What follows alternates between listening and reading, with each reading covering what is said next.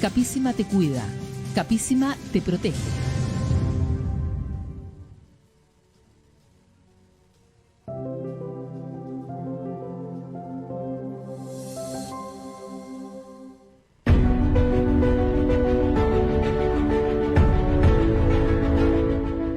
Ya estamos de regreso en Región Emprendedora. A continuación quiero presentarle a nuestro panelista, el economista Alejandro Maureira, con quien revisaremos los temas claves que impactan en la economía de Chile y nuestra región. Alejandro, nuevamente bienvenido a Región Emprendedora y tu espacio en tendencias económicas para Arica. Muchas gracias por la invitación y bueno, saludo a ti y para todo el mundo allá en Arica. Buenísimo. Bueno, como saben, Alejandro es economista senior de Arthur & Bernard Management Center, es director de empresa y docente, participa activamente en el ecosistema emprendedor en Chile a través de Adventure Capital y de A. Maureira Corp, donde ayuda a destacadas startups a valorizarse, capitalizarse y también acelerar su crecimiento y perpetuar su participación en los mercados en que se desarrollan. Ha sido docente para importantes universidades, entre ellas Harvard Business Review, la Universidad Católica del Paraíso, la Federico Santa María, la Andrés Bello, la Universidad del Paraíso, entre otras, y por más de 10 años también ha escrito columnas para importantes medios en Chile, dentro de los cuales destaca el diario La Tercera, Estrategia, El Mercurio, entre otros. Partamos, Alejandro, como hemos venido diciendo en las redes sociales, vamos a desmenuzar lo que está pasando en Chile con este tema de la inflación y vamos a también a educar, porque este programa tiene ese foco de educación. ¿Ah? Entonces, comencemos hablando acerca de qué es la inflación y por qué es importante controlarla. La definición de inflación es un aumento en el índice general de precios. Esa es la definición académica formal de inflación. ¿Y esto qué implica? Tiene que decir cuando los precios van aumentando. En la práctica es cuando uno va al supermercado y encuentra todo caro, cuando uno va a la feria y dice, oye, pero subieron mucho los precios. Eso es básicamente la inflación. ¿Por qué se habla de un aumento en el índice general de precios?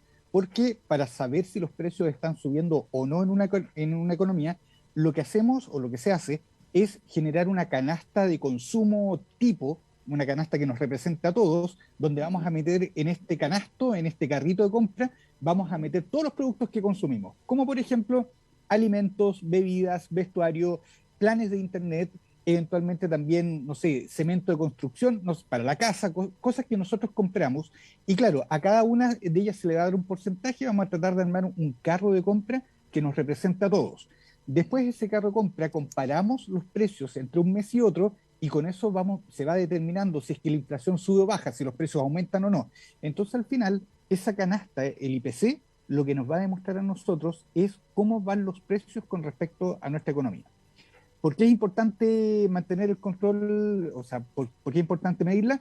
Porque queremos saber si es que los precios se están disparando o no. ¿Qué es lo que pasa cuando los precios se están aumentando? Nosotros vamos perdiendo poder adquisitivo. Por ejemplo, para un ejemplo concreto, este año, lo que llevamos del año acumulado de inflación es más o menos un 4,4% de IPC. Y uno dice ya, ¿y qué me importa a mí que sea un 4,4%? Quiere decir que si yo tenía 1.000.000 de pesos el 1 de enero, el 1 de enero tenía guardado bajo el colchón 1.000.000 de pesos. El poder adquisitivo de ese 1.000.000 de pesos, si yo lo saco ahora debajo del colchón y lo voy a gastar, es equivalente a 956.000 pesos.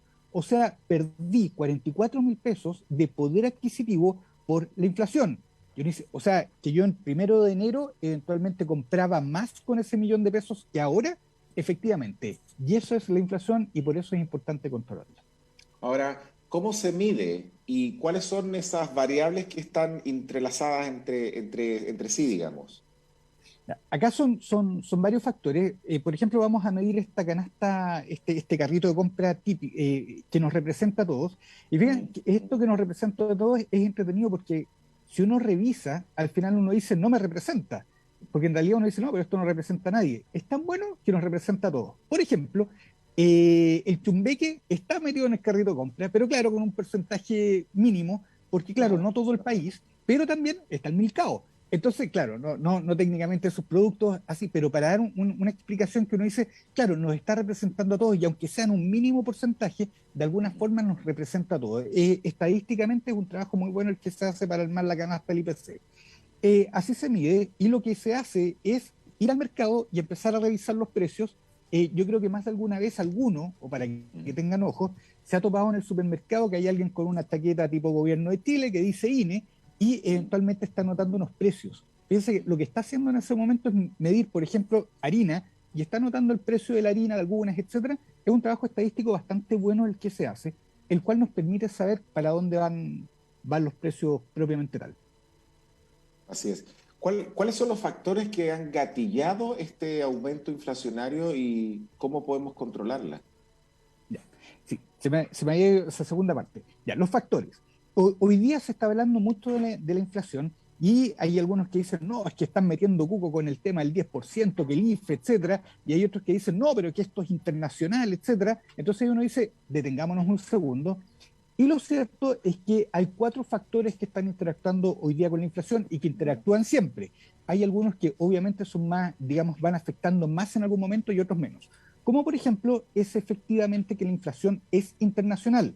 Por ejemplo, para que ustedes hagan una idea, hoy día nosotros tenemos este brote inflacionario, 4,4% lo que llevamos del año. Para que nos hagamos una idea, por lo general a esta etapa del año llevamos un 3%, o sea, o menos, y ahora llevamos un 1,5 adicional. O sea, ojo, un 1,5 sobre el 3%, estamos hablando de la mitad adicional, más un 50% más, y eso es bastante. El tema está que esto también está pasando en Europa, en Estados Unidos, en Asia, etcétera. Nuestros vecinos, también Argentina, tiene una inflación acumulada del año del 37%, por ejemplo. Entonces es cuando uno dice, entonces tenemos una inflación internacional, sí. ¿Y por qué tenemos esta inflación internacional?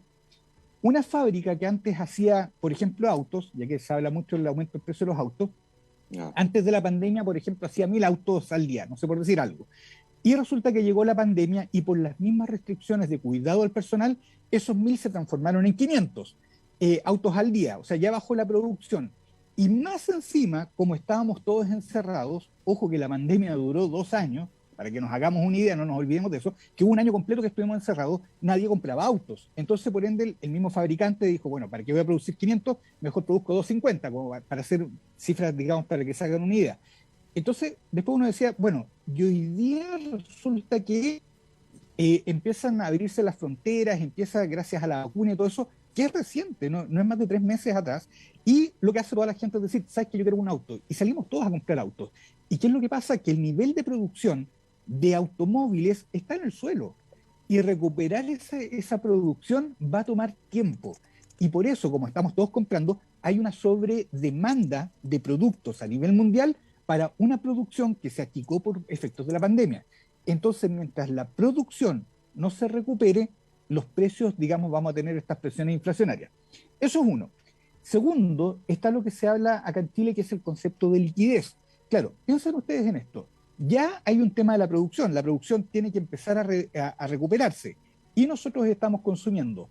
Si a eso nosotros le agregamos, por ejemplo, los retiros del 10%, implica que hay más liquidez en la economía. ¿Qué significa eso? Tenemos más dinero, y si tenemos más dinero, salimos a consumir. Y si salimos a comprar aún más, fíjense que ahí nuestra inflación eventualmente empieza a agrandarse aún más. O sea, tenemos una inflación internacional que más encima se ha visto agravada, por ejemplo, con los retiros del 10%, y también, ojo con esto, no es solamente el 10%, sino que, por ejemplo, el mismo aumento del empleo. También, volvamos a las cifras. En este año, a principio de año, estamos hablando de un desempleo del 10%. Eso es mucha gente que no tiene trabajo, y hoy día estamos hablando de un empleo del 8,4%. O sea, se han recuperado muchos puestos de trabajo, y eso implica que hoy día también hay más gente trabajando que antes no estaba. Y eso también implica más consumo, más dinero, etcétera, para una producción que todavía no logra aumentar, y ahí tenemos las presiones inflacionarias. Así Y es. por último, hay 2 factores adicionales. Uno de ellos es la volatilidad que está generando hoy día el escenario político. Digamos, se calcula que más o menos un 10% hoy día de la inflación es solamente problemas de volatilidad con respecto al clima político que tenemos, y la otra tiene que ver con la eficiencia de los mercados. Así. ¿Y qué pasa si aumenta la inflación y cómo nos puede afectar a los consumidores, a las personas y en qué nos puede afectar? Bueno, nos afecta directamente en el bolsillo nuestro poder adquisitivo. Eso es lo primero. Uno dice, bueno, pero yo ahora resulta que voy al supermercado y la compra mensual, no sé, cercana a los 100.000 pesos promedio en Chile, una compra mensual de supermercado, hoy día son 120. Entonces, claro, si gano lo mismo, resulta que voy a seguir gastando 100 o 80, por ahí está más o menos el promedio mensual en alimentos, y después uno dice, ya, pero ahora estoy comprando menos o estoy bajando la calidad. Ese es el primer efecto. Y el segundo efecto tiene que ver con las tasas de créditos bancarios. Por ejemplo, como la tasa de los créditos bancarios ha estado subiendo, para que nosotros nos hagamos una idea, ha subido un 1,5% durante el año. Uno dice, "Oh, eso no es nada". O sea, antes me cobraban, no sé, UF más 1,5, que es como más o menos un 4,5 anual. Uno dice, no, por un crédito hipotecario, uno dice, no, ¿qué me preocupo? No es tanto. Y hoy día nos están cobrando digamos, un 6,5. Hoy día nos están cobrando. Uno dice, ya, pero subió ya 2%. ¿Qué tanto es eso? ¿Qué tanto nos va a afectar? En 20 años, un crédito hipotecario en 20 años implica un costo adicional de un 46% en la compra de una vivienda. Ese es el efecto que tiene la inflación. Entonces, claro, uno dice, sí, en el corto plazo nos afecta en la compra que estamos haciendo, los autos están caros, la ropa va a empezar a subir de precio, los alimentos están subiendo de precio, el costo de la vida se hace peor, pero también si es que yo tengo un crédito, por ejemplo, en UEFs, voy a terminar pagando 20-30% más, dependiendo de los plazos que esté involucrado, de lo que tenía presupuestado. Y si quiero tomar hoy día un crédito, por ejemplo, los bancos dejaron de prestar créditos en pesos y están cobrando créditos en UF más algo, y eso implica que ha aumentado este costo, ¿no es cierto?, para poder comprarse una vivienda específicamente. Sí, como Banco Central, ¿sí? En la figura del Banco Central y en relación a la inflación, ¿qué podemos hacer y qué no debemos hacer como Banco Central? Exacto. El Banco Central es un organismo autónomo, voy a aprovechar de pasar acá el aviso. ¿Qué Ujú. significa esto? Que se manda solo, lo cual está súper bien porque todos los países que logran controlar mejor su inflación son aquellos que tienen autonomía con respecto al Banco Central. Sin ir más Exacto. lejos, fíjense esto que les comentaba, Argentina, a lo que va del año, nosotros tenemos un 4,4% de inflación, Argentina tiene un 37% de inflación. O Uf. sea, si volvemos a este ejemplo, el 1.000.000 de pesos que teníamos guardado bajo el colchón, y un argentino que tenía el 1.000.000 de pesos, hoy día lo saca y tiene el poder adquisitivo de 630.000 pesos. O sea, Wow. para que veamos la diferencia, nosotros perdimos 44.000 pesos de poder, fíjense que en Argentina mucho más. Entonces, claro, tenemos nuestro Banco Central que se manda solo y el Banco Central lo que empieza a hacer es subir las tasas. Y acá es responsable, por ejemplo, de esto de que los créditos sean más caros. Y uno dice, entonces el Banco Central me está matando a mí con los créditos. Sí y no. Por un lado, el objetivo del Banco Central es que los créditos se hagan más caros. Para que Cuando no te sube la tasa, endeudes. exacto, y como no nos endeudamos, porque ya no vamos a usar la tarjeta para ir a comprar cosas, etcétera, inmediatamente reduce el consumo. Si compramos menos, eventualmente los precios tienden a bajar porque estamos comprando menos. Si la producción yo la mantengo constante o la producción, ¿no es cierto?, está creciendo poquito, yo freno el consumo, fíjense que inmediatamente los precios debieran tender a bajar. Eso es el efecto primero. Los créditos se hacen más caros, yo no me voy a endeudar, pero también, fíjense que aquí viene la buena noticia, invertir se hace más atractivo. Entonces, si antes yo invertía en un depósito a plazo, yo no sé, oye, pongo un depósito a plazo y a final de año gano como, no sé, nada, inflación más un 1%, para eso mejor me lo gasto. Resulta Claro. que ahora ahorrar empieza a ser más atractivo. Entonces aquí es cuando uno dice, oye, en realidad esta plata que iba a gastar, no sé, para comprar un televisor o para cambiar el auto, los autos están muy caros, ¿sabes qué? Mejor le invierto. Y empiezo a comprar acciones o bonos o lo que sea, depósitos a plazo, y lo que me empiezan a entregar es más. De esta forma, nosotros dejamos de consumir y al dejar de consumir los precios debieran bajar. Y hacemos este cambio de consumo por ahorro. Ese es el objetivo del Banco Central con estos movimientos de tasa que van a seguir subiendo a todo esto. Excelente. ¿Y qué rol ahora del otro lado? Porque por una parte está el Banco Central, pero también aparece la función y la figura del Ministerio de Economía. ¿Qué rol o de qué forma puede el Ministerio de Economía apoyar, minimizar esta inflación? ¿Qué puede y qué no puede hacer el Ministerio de Economía respecto a ello? Ordenemos los tres agentes que están relacionados directamente con la economía. El Banco Bien. Central, el Ministerio de Hacienda y el Ministro de Economía. Buenísimo. Para saber a quién echarle la culpa, de decir, oye, ese que lo estoy pasando mal por culpa de, y elegimos correctamente a cuál de los tres. Ahí es El para que banco, la gente aprenda, así que tomen, anoten, porque esto es una clase magistral de nuestro economista Alejandro Maureira. Dale. muchas gracias. Fíjate que lo que vamos a hacer, esto es vamos a alegar siempre, entonces ahora vamos a echarle la culpa, pero correctamente al que corresponde. El Banco Central tiene el mandato de controlar los precios. Y ojo, que los precios no es que sean igual a cero. El Banco Central define una inflación que es del 3% anual, se subió un poco de 3,5 después de la crisis subprime con el estallido, a 3,5. ¿Por qué? Si yo soy vendedor, por ejemplo, yo produzco pan, y el precio del pan va subiendo, pero ojo, 3,5% anual. Fíjense que tengo incentivos para producir más pan, ¿cierto? Si los precios fueran constantes, me mantengo constante. Si los precios van bajando, dejo de producir pan. O sea, si cada vez voy a ganar menos. Entonces, hay un nivel de precios que en la medida que aumente es sano para la economía. Eso es 3,5% anual. Lo que llevamos en el año es de un 4,5%. Estamos pasados. Por eso el Banco Central está poniendo el freno. El objetivo del Banco Central es que la inflación sea un 3,5% anual. Hoy día estamos 4,5, en 12 meses hay que bajarla, 3,5. Eso uno. Al ministro de Economía, fíjense que si el Banco Central controla los precios, el ministro de Hacienda, perdón, después, primero por el lado de Hacienda, el ministro de Hacienda tiene el objetivo de hacer crecer el país. De hecho, ese no es objetivo directo, es indirecto. El objetivo del ministro de Hacienda es que todos los que podamos trabajar estemos trabajando. Eso quiere decir que en la medida que hay desempleo, le echamos la culpa al ministro de Hacienda. Señor ministro de Hacienda, yo no tengo trabajo, no encuentro un buen trabajo, culpa del ministro de Hacienda. Y él tiene el objetivo de hacer crecer al país para que nosotros tengamos trabajo. Eso. Y el ministro de Economía, cuando uno siempre se pregunta, bueno, ¿y qué monos pinta el pobre ministro de Economía? El ministro de Economía es el responsable de que los mercados sean eficientes. Y ojo acá, porque uno dice, claro, como se nos olvida que el ministro de Economía es el encargado de que los mercados sean eficientes, cada vez que hay colusiones, cada vez que decimos, no, sabes que en este mercado nos cobran lo que quieran, son abusivos, etcétera, el responsable de esos mercados es el ministro de Economía, cuyo mandato es que los mercados funcionen de forma eficiente, cosa que en Chile no sucede muy, muy seguido. Ok, clarísimo como el agua. Con todo lo que hemos hablado anteriormente, Alejandro, ¿cómo se verá afectado el dólar?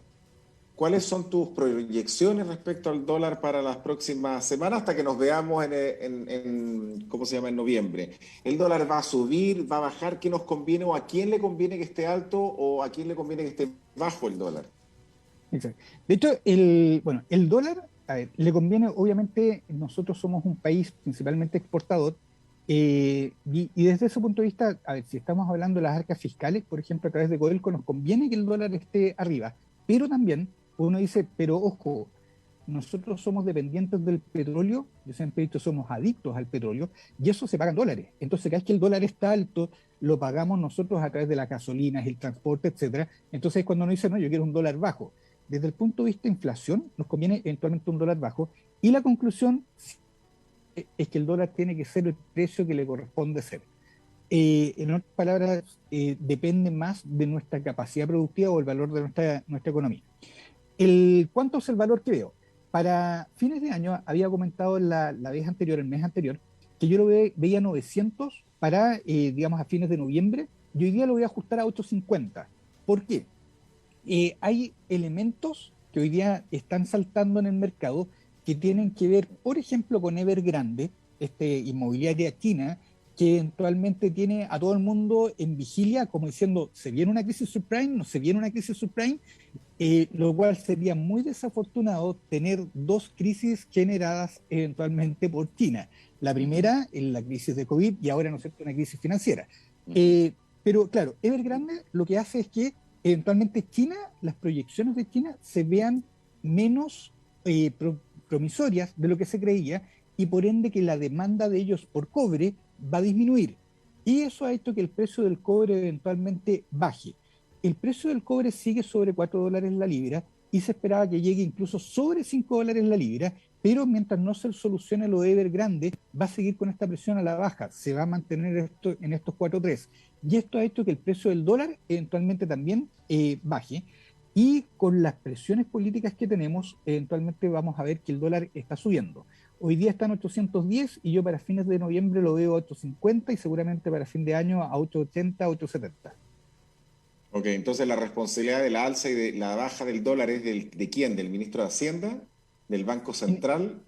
claro, el Banco Central interviene el dólar, digamos, tiene las herramientas para poder intervenir el dólar, pero lo hace solo cuando los precios eventualmente nos podrían afectar. Al Banco Ujú, Central lo único que le importa es la inflación, nada más. ujú, Y es su mandato y está bien que así sea. ¿Y eso qué quiere decir? Que hoy día si tenemos una inflación alta y esa inflación alta está dada por el precio del cobre, hice unos cálculos, entre paréntesis, hice unos cálculos y medí la volatilidad política sobre el precio del dólar. Si yo me voy a la estructura, a las razones de por qué el dólar vale lo que vale, hoy día el dólar debiera estar cerca de 730. Y esto quiere decir que si está a 810, tenemos un 10% de efecto de la volatilidad del mundo de la política sobre el valor del dólar. ujú. Entonces, el Banco Central eventualmente podría intervenir el precio del dólar. ¿Para qué? Para que baje. Yo no sé por qué va a querer que baje, eso nos afecta a las exportaciones, pero también haría que, por ejemplo, el precio de la gasolina eventualmente baje y con ello el Baje precio también de los transportes. Al Banco Central lo único que le interesa es los precios. en los precios. Cambiando de tema, Alejandro, se nos vienen las elecciones que han dado mucho que hablar, pero desde esta plataforma nos importa el tema económico más que el tema político. Vamos a hacer otro programa en radio para hablar del tema político. ¿Cómo va a impactar estas elecciones y quien gane a la economía de nuestro país? ¿Qué pasará con las inversiones? ¿Qué va a pasar con el empleo? Ya, hay un primer efecto. Mira, hablando del tema de liquidez que está afectando hoy día a los precios, hay un récord de entrega de dividendos por parte de las empresas. Seguramente lo han escuchado ahí en las noticias. Oh, es un récord, lo cual es súper bueno. ¿Qué significa esto? Por ejemplo, si yo tengo acciones de CCU, por dar un ejemplo, ya tengo acciones de CCU, eventualmente voy a recibir una parte de las utilidades de CCU, las reparte entre sus accionistas. Si yo tengo una acción, voy a recibir mi parte, lo cual Ujú. súper bien, recibo dinero. Por lo general, y claro, se está hablando récord de entregas de dividendos. ¿Qué quiere decir esto? Que casi todas las empresas que están listadas en bolsa están entregando gran parte de sus utilidades, la están devolviendo a sus inversionistas. Y uno puede decir, es una buena noticia, pero no tanto. Porque si yo soy gerente de una empresa y tengo planes de expansión, lo que suelo hacer es echar mano a las utilidades de la empresa y decir, yo no voy a repartir dividendos porque quiero hacer crecer la empresa. Por ejemplo, y uno dice, claro, y eso va a generar mayor valor a largo plazo. De hecho, como dato curioso, Apple con Steve Jobs tenía digamos, tenía la política de no entregar dividendos. Él no entregaba ningún dividendo a su inversionista y todas esas utilidades que generaba Apple las hacía para seguir haciendo crecer Apple. Y con eso el precio de la acción subía más y por ende se ganaba más. Entonces, ¿esto qué significa desde el punto de vista práctico? Significa que las empresas no tienen planes de inversión para el próximo año.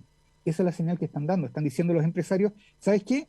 Yo el próximo año no sé si voy a crecer, yo voy a mantener la planta que tengo, etcétera, no estoy echando gente ni nada, pero yo no voy a crear una nueva planta, no voy a poner más locales en regiones, no voy a abrir más sucursales, en otras palabras, me voy a mantener como estoy. Esa es la señal para el próximo año y eso es 100% un tema político. Entonces ya tenemos las inversiones que para el próximo año eventualmente están menos expansivas de lo que uno hubiese querido y eso eventualmente va a afectar en el empleo. Obviamente, digamos, menos empleo para todos. Eso vendría siendo como la conclusión. Exacto. Y también aquellas empresas que se están yendo del país o que podrían eventualmente irse del país. Veía esta semana una empresa, no recuerdo, y no quiero equivocarme, pero no sé si Walmart confirmó su salida del país o no sé qué empresa confirmó que se iba a retirar del país, salió en los medios. Por ahí me estoy equivocando y no, pero Sí. bueno, vamos a verlo. Pero bueno, el político y los resultados de las elecciones puede afectar también a la inversión que puedan estar haciendo muchas empresas en Chile. Sí, mira, no recuerdo, tampoco tengo presente, digamos, el nombre de una gran empresa que esté avisando, pero tenemos acá en la quinta región, desde donde estoy yo, el Ujú, caso de Maersk, contenedores, la planta de ujú, contenedores que se fue de San Antonio y se fue por temas políticos, porque están poniendo presiones para generar más impuestos y no sé qué sobre ello, y al final dijeron, ¿sabes qué? Mejor cierro la planta y me voy. Eso generó directamente 1.200 puestos de trabajo menos. O sea, Ahí está. Para que esta próxima semana que va a haber elecciones piense muy bien antes de votar y no meta la pata. Por último, Alejandro, ¿por qué un nuevo retiro del 10% va a generar inflación? ya. El nuevo retiro del 10%, primero que nada, comentar que yo siempre he estado a favor de estos retiros.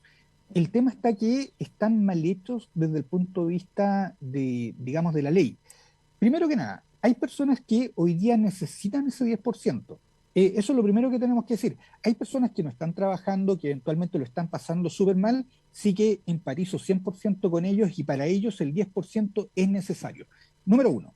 Pero fíjense que no lo necesitamos todos. O sea, cuando ya es general, lo que nosotros vamos a hacer es generar más inflación y a la larga eso nos va a perjudicar a todos. O sea, si recibimos este 10% todos y lo salimos a gastar, eventualmente lo que vamos a hacer es generar inflación y que el valor que se podría generar con ese 10% eventualmente lo vamos a perder.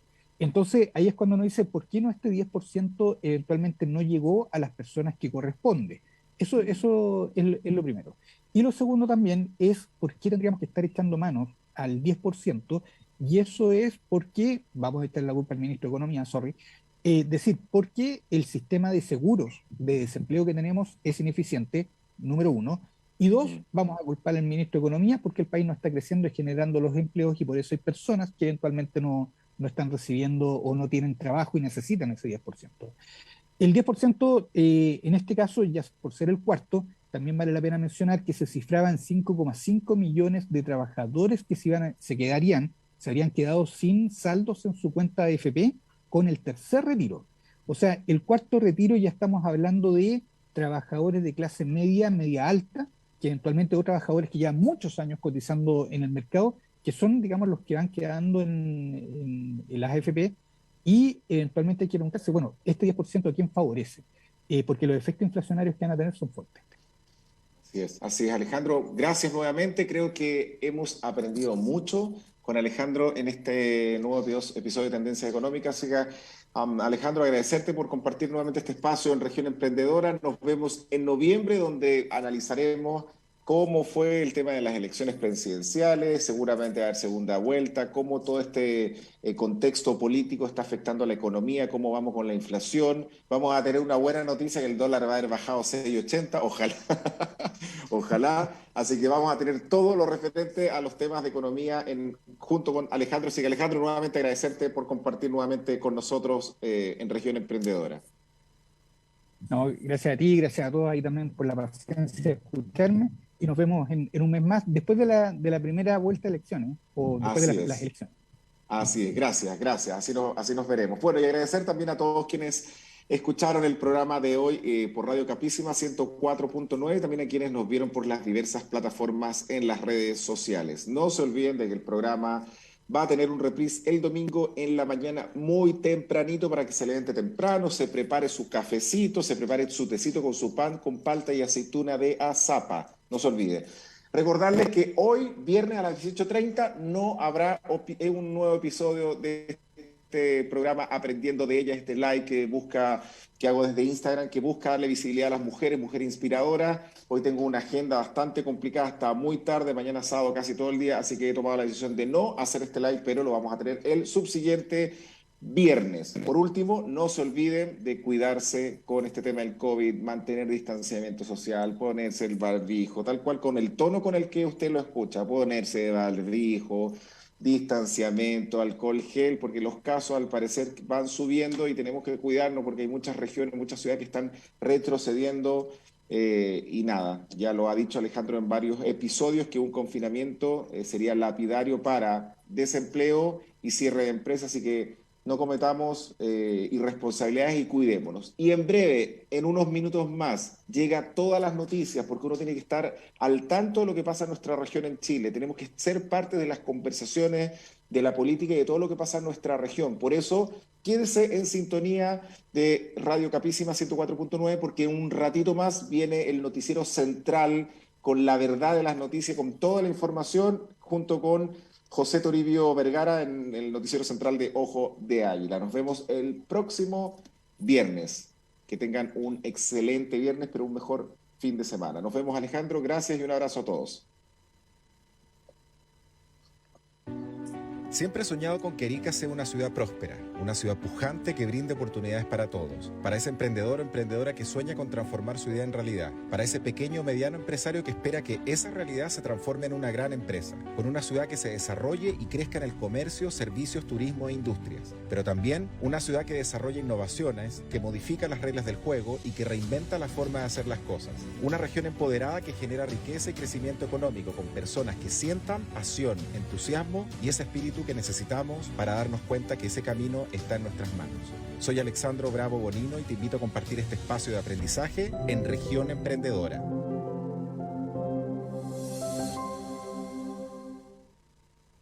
Escuchas Capísima Multimedial. La evolución de la radio.